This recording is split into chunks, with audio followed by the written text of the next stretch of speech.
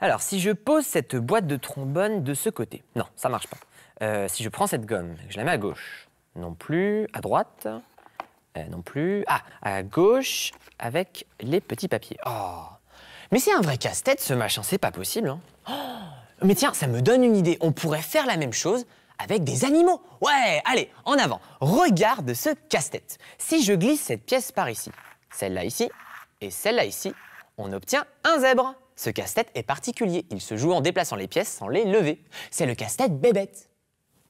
Pour le fabriquer, on utilisera 9 cubes comme cela. Et tu peux aussi te servir de carton épais.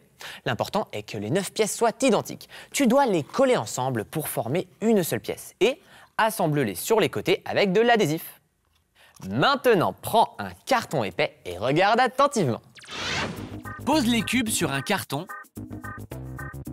et trace les contours en les tenant bien pour qu'ils ne bougent pas. Tu obtiens un rectangle. Décolle un des cubes et pose-le sur le rectangle. Marque 2 fois sa largeur à gauche et à droite de ton cadre. Pose le cube sur le côté et marque 2 fois sa longueur de chaque côté. Relie toutes les marques entre elles avec une règle, côté par côté, pour obtenir un rectangle plus grand. Découpe l'intérieur et la partie extérieure. Tu obtiens la première pièce de ton cadre. Maintenant, utilise ton cube pour vérifier que ton cadre est bien droit. Pour recouvrir la partie qui manque, fais un autre rectangle identique au précédent. Pose-les l'un sur l'autre pour vérifier qu'ils sont bien de la même taille. La base du cadre maintenant. Découpe un carton de la même taille et enduis-le de colle. Colle les pièces, d'abord une et ensuite l'autre. Parfait! Et voilà, le cadre est construit. Maintenant, nous allons faire quelque chose de très marrant. On va dessiner une œuvre d'art, la découper et la mettre en pièces. Prends tes crayons et de la peinture, nous allons transformer ces cubes en casse-tête rigolo.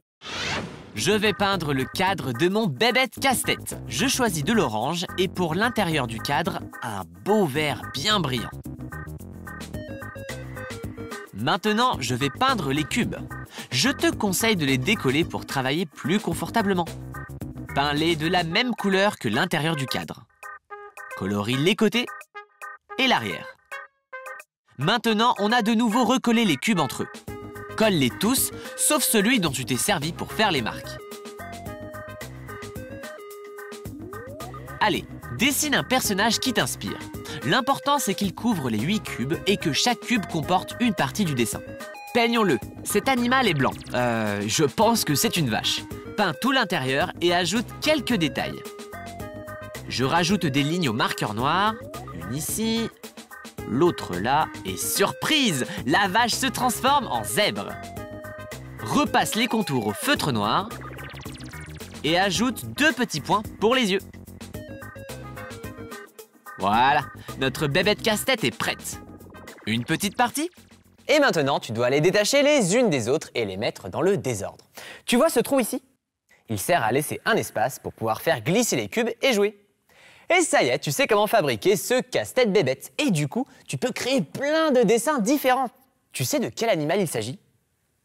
Oh, et hop là. Et voilà, un lionceau. Et tu penses qu'un jour, il deviendra un énorme lion? Et attends, regarde ce dernier. Hop.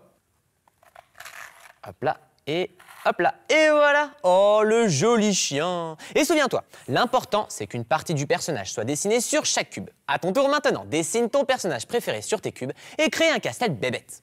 Oh, c'est bientôt l'heure de se quitter. Mais avant, on va demander à Vincent de nous donner un de ses précieux et cocolo conseils. Il est super bébête ce casse-tête, Anthony. Voilà mon conseil. Si tu aimes les animaux comme le lion, le zèbre ou la girafe, tu peux aller les observer dans un parc animalier. Tu apprendras plein de choses merveilleuses sur eux. Ah, c'est sympa, hein. Très bonne idée, Vincent. Et rappelle-toi, notre planète est une œuvre d'art extraordinaire.